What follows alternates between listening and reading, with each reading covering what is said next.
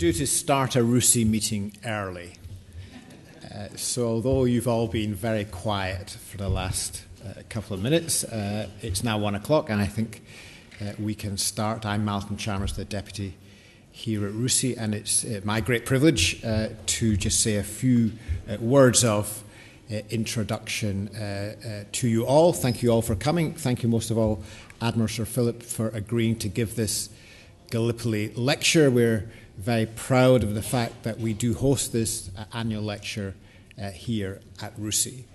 One of the relatively newer traditions we have is that we have such a distinguished group of trustees in the Institute now that we thought we should get them to work for their privileged position a little bit, and that's why on this occasion I'm delighted to introduce Stephen Phipson, who is, of course, has had a long and distinguished career in both the private and public sector, an absolute model for working across that divide and an embodiment of the tradition of close private and public sector cooperation on a range of issues and laterally defence and security export issues. But I think it says in your CV, so it can't be a matter of confidence, that he's about to become chair of the Engineering Employers Federation, I think, at the beginning of next month. So without further ado, welcome to RUSI, and can I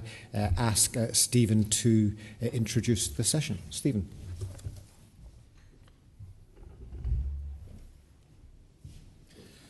Well, good morning, and thank you, Malcolm, for those very kind remarks. I must say it's an honour and a privilege to be here working for a living as a trustee, which is good. Let me, first of all, start off with a few housekeeping rules. First of all, I want everyone to make sure, particularly those pointing cameras, that all our mobile devices are switched off and we don't have any interruptions. That would be very helpful. And, of course, we have to just take note that if there is an emergency, that RUSI staff will direct you to the relevant fire exits. It's also worth mentioning at this stage the attribution rules that we have as well, which means addresses and prepared remarks are given on the record, and remarks made during the discussion period, which we'll have afterwards, are off the record and without attribution. So as long as I'll remind you of those rules later on, but as long as we keep those in mind, we should do well today. So let me make a few opening remarks about this afternoon's lecture. The Gallipoli Memorial Lecture was until 2001 held annually at Eltham Church in southeast London. Subsequently, the Gallipoli Memorial Lecture Trust asked if RUSI would carry on the tradition of an annual lecture. The Gallipoli campaign itself began with naval operations on the 19th of February 1915. By 9th of January 1916, almost a year later, to use John Keegan's words, the great adventure was over. By the end of the campaign, the Allies had lost 265,000 men, and the Turks probably lost somewhat more. Today we honour all those who fell in the campaign and those who fought and returned. I'm not going to ask for a formal period of silence, but I know that your thoughts will be with these brave people. Lectures have since been delivered here on the great issues of present-day defence and security. The first lecturer in 2001 was Professor Bob O'Neill, shortly before he retired as Professor of the History of War at Oxford. His subject was Allies and Intervention. And these two elements are the broad themes of the series of lectures we have today. Other speakers have been Sir Malcolm Rifkind, former British Foreign Secretary, and Secretary of State for Defence, who spoke on the subject, Where is the Axis of Freedom? The former High Commissioner for New Zealand has spoken on the security of the Pacific Rim area. Last year, the Honourable Alexander Downer, Australian High Commissioner to the UK, spoke on, Is the 21st century the Asian century?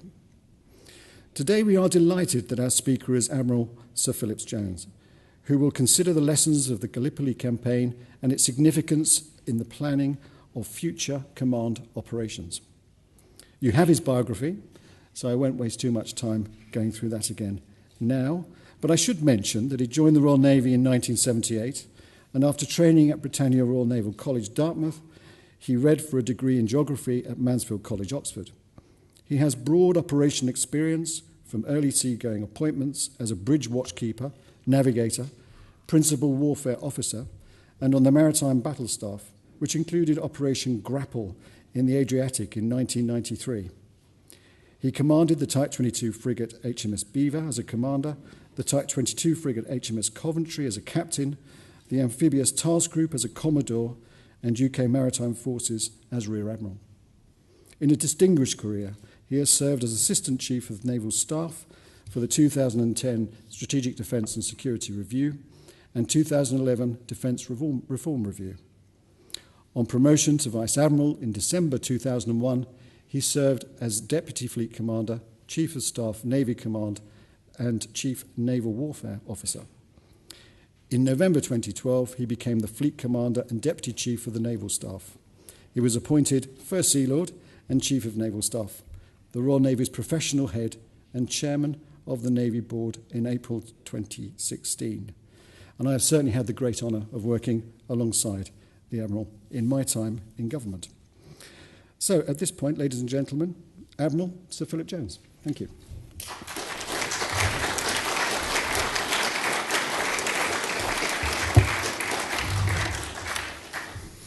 Good afternoon, everyone. And Stephen, thanks very much for that introduction. If I can just build a little on his comment about how we've worked together. We are part of, I think, the grit and pace that Sir John Parker recommended be inserted into the National Shipbuilding Strategy. And when I accepted Sir John's challenge to chair the client board of that shipbuilding strategy with the Type 31E General Purpose Frigate as its Pathfinder project, I benefited hugely in chairing that board from Stephen's almost encyclopedic knowledge of the defence export market, and certainly the engineering employers board gain is the client's board loss, Stephen, but I wish you hugely well as you go forward. But didn't realise his long association with RUSI until today. But I am very honoured to be here. I've been a member of the association for over 30 years and have hugely enjoyed the rich discourse that comes with it, but have now realised when you end up in a job like this, you have to end up here rather than there. So I hope I can do that transition justice. And I'm also very honoured to be able to deliver this prestigious annual lecture, perhaps particularly at this moment in time, as we prepare to enter the fifth and final year of the commemorations that have marked the centenary of the First World War, and also as the government considers the role for our armed forces in which we will play in a world which sadly seems to be growing more competitive once again. As First Sea Lord, I've had the honour of representing the Royal Navy at a number of those First World War centenary events quite quickly on arrival in post. Last summer, I was in Orkney as the whole country paused to remember the centenary of the Battle of Jutland, perhaps the most consequential 36 hours of the whole war, although that's probably a debate for another time and another lecture. Also last summer at Thiepval on the Somme, and then earlier this year at the Menin Gate in Ypres, I joined my fellow service chiefs to commemorate the battles of the Somme and Passchendaele, and also to represent from a single service perspective the somewhat overlooked contribution of the Royal Naval Division, the Royal Naval Air Service and the Royal Marine Artillery, who had participated alongside their army counterparts in the trenches and in the barbed wire of the Western Front, and a huge and very poignant and moving privilege it was to do that.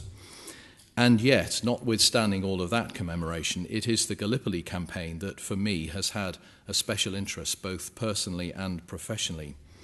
As you've heard, I had the privilege to command the Royal Navy's Amphibious Task Group, and also as someone whose formative experience, still under fleet training, took place in the South Atlantic 35 years ago in the flagship of the Amphibious Task Group. I've always been conscious that the Gallipoli landing somehow sowed the seeds for what we term today amphibious and littoral operations. And although the lessons of that campaign in 1915 were bitter, they would prove central to the success of how we would learn from it and take Allied landings forward in Sicily and in Normandy in the Second World War and do them very effectively. And they continue to resonate today, albeit in a perhaps ever-evolving form. And to that end, I want to dedicate a good proportion of my remarks today to exploring what I think the future holds in this area for the Royal Navy and the Royal Marines. But I want to start by reflecting on that significant coalition allied operation, let's not forget, Anglo-French from the sea, very much Anglo-French, Australian, New Zealand in the land forces that were deployed ashore. And I want to focus particularly on the bit that interests me most and that I've studied the most, which is the action that preceded the Gallipoli landings to try and force the Dardanelles.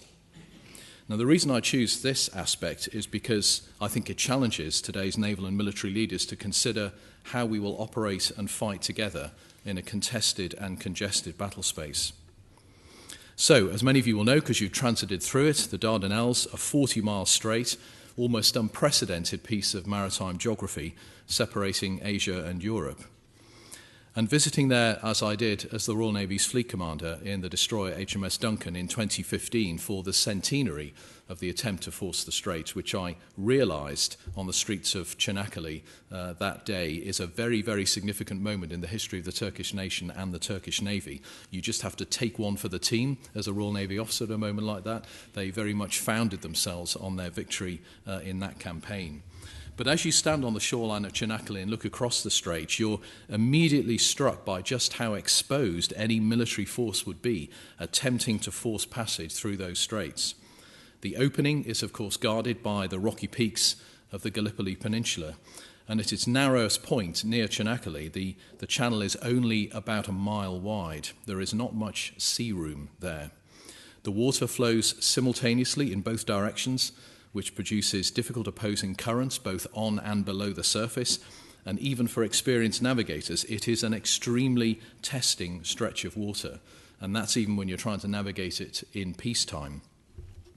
But nevertheless, the First Lord of the Admiralty at the time, an irrepressible fellow by the name of Churchill, wasn't necessarily going to take all that as a problem, and devised what he saw as an audacious plan for the Royal Navy to punch its way through the Dardanelles and attack Istanbul and hence knock the Ottoman Empire out of the war.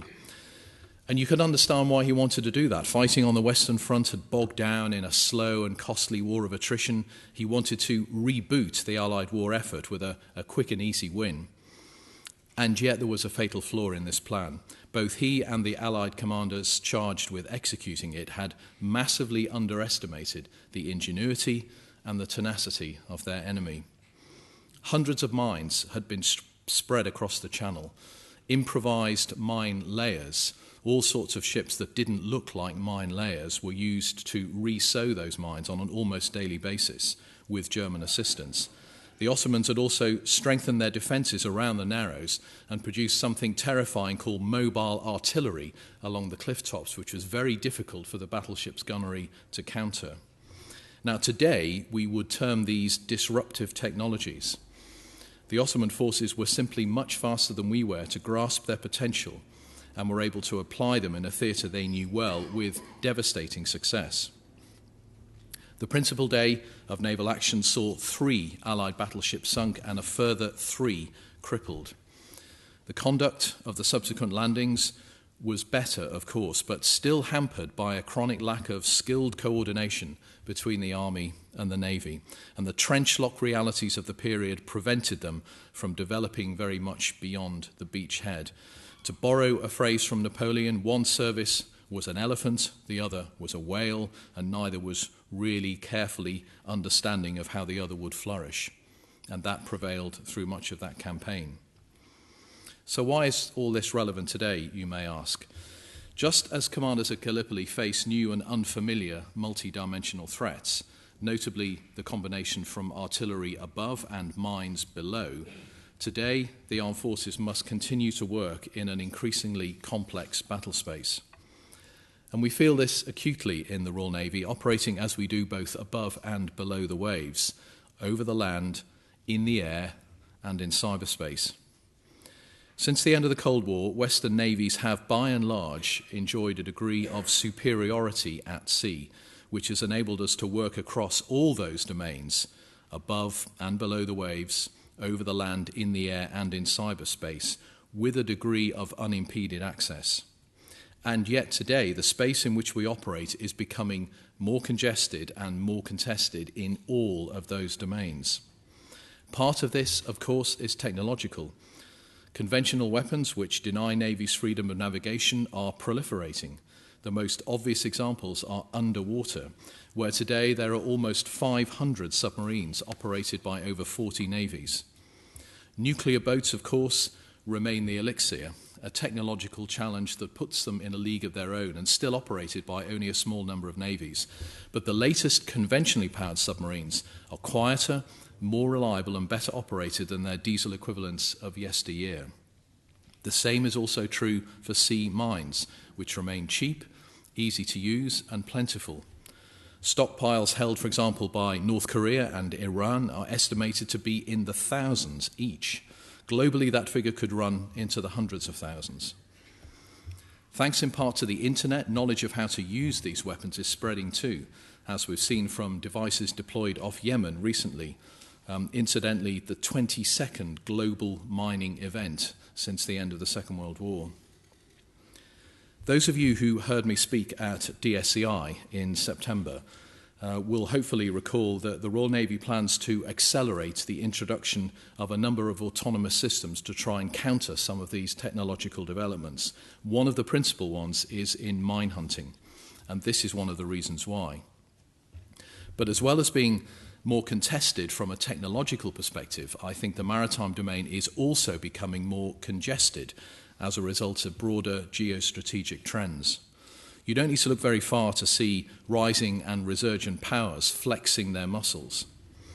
It's now clear that the peaks of Russian submarine activity that we've seen in the North Atlantic in recent years are a new norm. They are back in that theatre and in a very sophisticated way. The same is true of the steady stream of vessels passing through UK waters on their way to join the Baltic, Mediterranean and Black Sea fleets. It's not all about our old friends in the north. China's navy now sustains a routine deployment to the Middle East, to the Somali Basin and the Gulf of Guinea, often simultaneously. Earlier this year, we saw joint Russian-Chinese naval exercises in the Baltic. Suddenly, our own European backyard is a little more crowded than it was. To quote my good friend, the US Chief of Naval Operations, the era of uncontested maritime superiority is fading. And our response can't simply be to avoid operating in these environments. We don't have that luxury.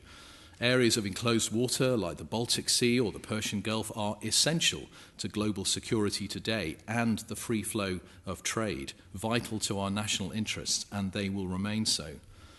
And so over the coming decades, more and more of the world's population, I think, are going to be concentrated in these coastal regions. Growing populations brings with it the opportunity for greater economic, political and military power. And therefore, this is where I believe the conflicts of the future are more likely to happen. And if governments wish to influence events, then they must be prepared to act in this space. The inherent mobility, flexibility and capability of maritime forces provides military and political choice in this area, which is why it remains the favoured means of power projection for Western governments and for aspiring military powers. I sense no appetite in the West to commit forces back ashore in large numbers in much of the deployed space. Whatever the dangers might be found at sea, the risks of enduring land operations are still, for now, perceived to be even greater. But in any case, the distinction between these domains is, of course, becoming blurred. It won't be easy in future to choose one domain in which to intervene and stay away from others. We have no choice but to operate across all domains to meet conventional and unconventional threats in equal measure, because that's how our adversaries are operating. So, what does this mean for the UK? 2 weeks from today, in the presence of Her Majesty the Queen, we will hoist the white ensign on board the largest ship ever built for the Royal Navy. That's HMS Queen Elizabeth, just in case you didn't know what I was referring to. I'm sure you did. And of course, aircraft carriers like nuclear submarines are strategic instruments of national power, indicative of an ocean-going navy and a global maritime authority. And although they may be operated by the Royal Navy, I believe these ships are going to sit at the heart of joint and coalition operations. And in particular, I have every expectation that the pairing of the Queen Elizabeth-class carriers with their fifth-generation Joint Strike Fighters will quickly become a valued asset for the nation in constant national and coalition demand. Now, inevitably, this means that carriers who are going to operate in areas of high tension and proximity to the threat are going to give the Royal Navy a sense of responsibility for this enterprise to be able to deliver and sustain them in that posture. And much of our organisation as a Navy is being reshaped at the moment to be able to generate and sustain that carrier strike group with all the resilience needed to ensure that we, the Navy, can match the expectation that this phenomenal capability represents for UK Armed Forces and the nation as a whole. And we've done quite a bit of work to consider what a comprehensive, sovereign UK carrier strike group should look like.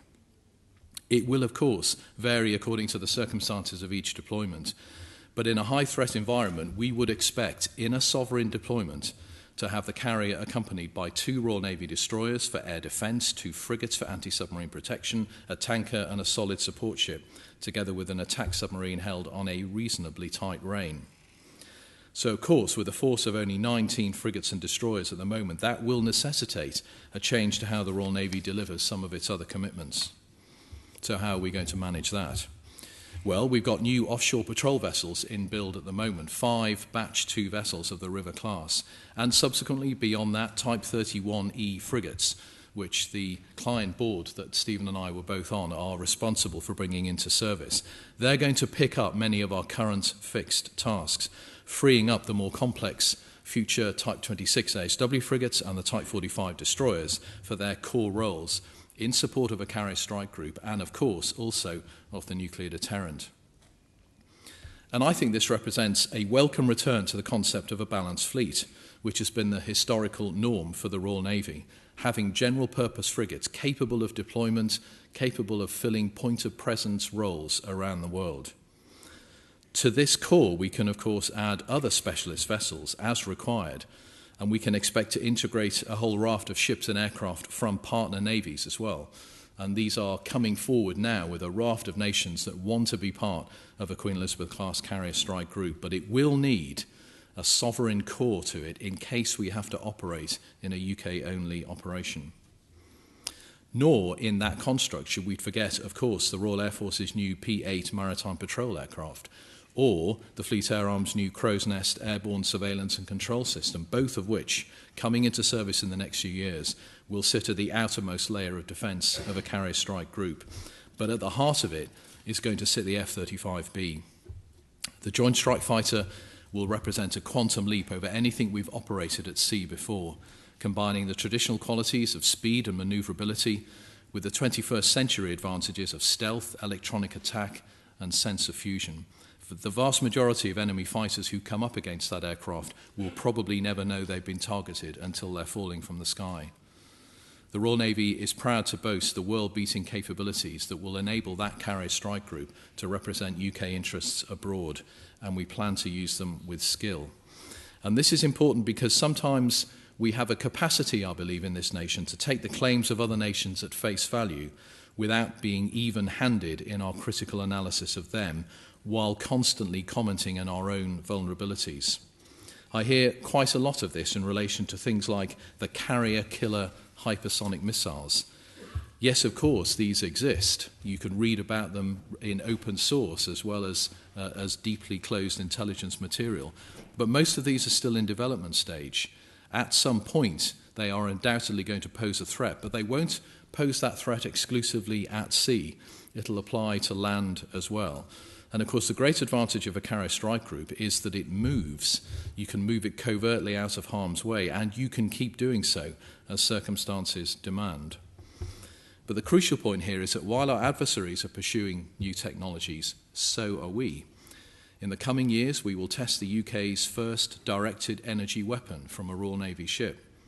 This kind of system will be able to provide close-in protection for naval vessels operating close to shore, while high-powered microwave systems, also under development, will be able to disrupt enemy sensors and communications. Last month, I visited the US Navy's Surface Warfare Laboratory in Virginia to learn about their Electromagnetic Railgun, capable of firing a tungsten warhead at over 100 miles, arriving at Mach 9, passing through 9 inches of steel. in time, weapons like that will have a role to play in countering a whole swathe of emerging threats across land, sea and air, including hypersonic and ballistic missiles, drones, fast intercept craft, and we're configuring our new Type 26 frigates with the power and space requirements to enable integration of some of these weapon systems as they reach maturity and come online, so we're not standing still. So, what's the place of amphibious warfare in this new carrier-centric era of maritime power projection? Well, the truth of the matter is there are few elements of our armed forces who are more feared by our enemies or more respected by our allies than the UK's Royal Marines. Only last week, the Royal Navy and the Turkish Navy, operating together in NATO amphibious training in the Eastern Mediterranean, saw this come to fruition. And as Turkey develops its own amphibious capability, centred on introducing 2 new landing helicopter dock ships, they naturally look to the UK and the Royal Marines for assistance. Now, as I mentioned earlier, my own formative experience in the Royal Navy was serving in HMS Fearless during the Falklands War. I've subsequently had the privilege to serve alongside or to lead the Royal Marines at every stage of my career, including command of the Amphibious Task Group 10 years ago. The Royal Marines are an inseparable part of our naval family, and as the head of service, I will fight for them every step of the way. And yet I recognise, as do they, that the Royal Navy and the Royal Marines must continue to adapt to meet the challenges of a maritime century. So let me explore that in a little more detail. In the course of my career, 39 years, I've seen assumptions about the nature of amphibious warfare change time and time again. Throughout the Cold War, with much of the British Army committed to Germany, the primary wartime purpose of the Royal Marines was to bolster NATO's northern flank in Norway, to slow the advance of Soviet forces long enough for reinforcements to arrive. We trained hard at that, and we were good at it. Then, in the 1990s, after the Cold War, it was all changed. The Royal Marines were now the vanguard of the Royal Navy's transformation into the government's expeditionary tool. This reflected the Blair government's ambition for the UK armed forces to be a force for good in the world, and perhaps reached its culmination and was best exemplified by their role in the Sierra Leone Civil War in 2000. And then finally, in the last decade, as the UK's involvement in Iraq and Afghanistan deepened, increasingly, the Royal Marines found themselves serving inevitably and appropriately, and dare I say it with great distinction, in an infantry role alongside the Army in Iraq and Afghanistan, and expending much blood and treasure in doing so. In each of these cases, the Royal Marines proved themselves to be the first to adapt, the first to overcome. And now, as the Royal Navy looks forward to a new carrier-centric future, they must do so again, and they are ready to do so. However, I want to be clear that this does not mean that investment in carrier strike comes at the expense of the Royal Marines. The different core capabilities within the naval service undergo different cycles of renewal. 15 years ago, much of our naval investment was directed towards the Royal Marines as we conducted amphibious operations and also conducted operations in Iraq and Afghanistan. We were building new all-terrain protected vehicles like the Viking. We were also recapitalising our amphibious shipping and introducing new landing and offshore raiding craft. So while carrier strike and the deterrent now take their place in the cycle of renewal, it in no way lessens the continuing importance of the Royal Marines. Indeed, the responsibilities and opportunities of this new era for the naval service are shared equally across all 5 of my fighting arms. For the Royal Marines, these responsibilities begin very clearly at home. 4-3 Commando Fleet Protection Group protects the nuclear deterrent on a daily basis. And the Corps is making a growing contribution also to domestic counter-terrorism, which has seen them activated twice this year already, sadly, for Operation Tempera, backfill to armed police in the light of terrorist attacks in the UK.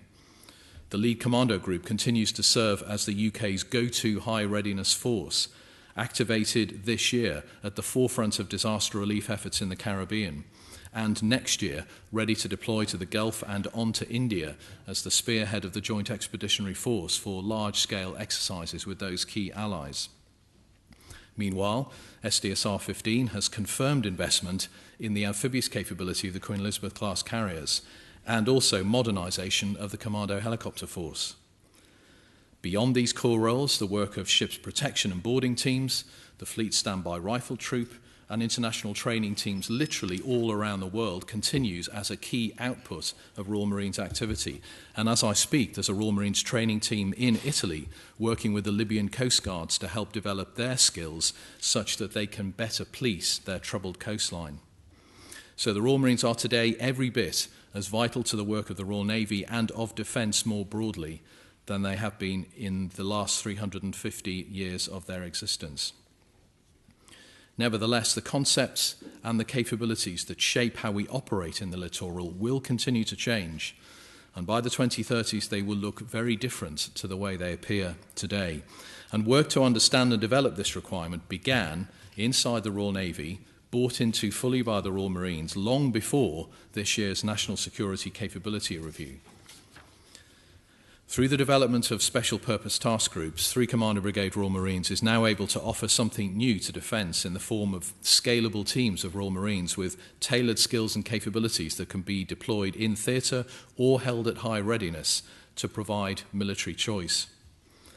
Meanwhile, we've also transformed 4-2 Commando into a dedicated maritime operations commando to work alongside our sailors in a variety of roles, a move that reflects the historical roots of the Corps at sea with the fleet. As for specialist shipping in the longer term, we may opt for more multi-role platforms which can provide amphibious capabilities alongside others, but can also serve as a float-forward basis for a range of enduring maritime security tasks. All of that is in the mix. It's under consideration. We're also looking at the opportunity for the Type 31E general-purpose frigates to be forward deployed as an ideal platform to host an embarked military force, configured around protection of British overseas territories and also other regions of key concern to the UK. And so while all this points to a more agile approach, we should not discount the future requirement to provide amphibious forces at scale to deliver theatre entry from the sea. Our experience of capabilities like the Snatch Land Rover in Iraq and Afghanistan highlighted the vulnerability of lightly armoured vehicles. And as a result, our newer, better armoured equipment is progressively and perhaps inevitably heavier, but in some cases too heavy to be lifted by air. Of course, no one envisages sending landing craft full of Marines to storm an enemy beach under a hail of fire. That's just not a practice that we anticipate doing in future. That model is hopefully consigned to the history books, but in instances where aviation lift is either unavailable or insufficient, it may still be necessary to offload large numbers of personnel and heavy equipment from the sea, ideally at a port, but if necessary, over a beach, however you achieve that. So finally, when considering the role of the Royal Marines, we must not overlook the most important element of all of the way they fight, and that's their capability in defence, which is truly exquisite, the nature of the people themselves. The future operational environment will demand more than just blunt force. It will require nuance and sophistication. In Afghanistan, 3 Commando Brigade Royal Marines learned a huge amount about civil-military cooperation, cultural awareness, and the importance of understanding the pattern of life among scattered tribal villages. We need to retain and develop this insight because it will be just as relevant to rapidly growing urban populations in failed and failing coastal states, or among mariners and fishermen working in their vital maritime choke points which govern the flow of vital maritime trade. Within this, there's a huge role for information superiority, and the Commando Brigade has the luxury of a commando group, 30 Commando Information Exploitation Group, who are the world leaders in this area. Royal Marines are front and centre in the way the Royal Navy is leaning into information warfighting. They were the forefront of Exercise Information Warrior, which we did off the coast of Scotland last year. They have, as they like to tell you, always been the thinking man's soldier. And they can prove it as well. 17% of them have got degrees. 40% of them are educationally qualified for officer. And they remain experts in urban, mountain, and Arctic skills. These are the men, and shortly in future also the women, who can build understanding, exploit technology, and when required, strike with precision. And they've rarely been more relevant to these threats that we face today. So be in no doubt, even as the Royal Navy enters a new era of carrier-centric operations, the Royal Marines are bound into the future of the service and the future of national defence in every way. So I've drifted a long way from the Gallipoli Peninsula, but in sum, I think global populations are becoming ever more concentrated in the world's coastal regions, and the UK Armed Forces have an obligation to be ready to operate seamlessly from the sea to the land and across all domains as a way of dealing with that. And let me draw to a close by reflecting on the words of General Hamilton, commander of the British Mediterranean Expeditionary Force, which he wrote to Lord Kitchener, the Secretary of State for War, in May 1915, reflecting on the Gallipoli campaign. The Royal Navy has been the father and mother to the Army in this campaign. Not one of us but realises how much he owed to Vice Admiral de Robeck and to the warships, French and British, the destroyers, minesweepers, picket boats and their dauntless crews, who took no thought of themselves but risked everything to give their soldier comrades a fair run at the enemy. Amidst the somewhat dispassionate analysis, we must never forget that the men and boys of the Royal Navy and of the whole Allied forces showed immense fortitude and bravery and paid a terrible price. The best way we can keep alive the memory of all those who fought and died in the Gallipoli campaign is, I believe, by making sure we continue to reflect on the hard-won lessons of their experience so that we can prosper by them. Thank you very much.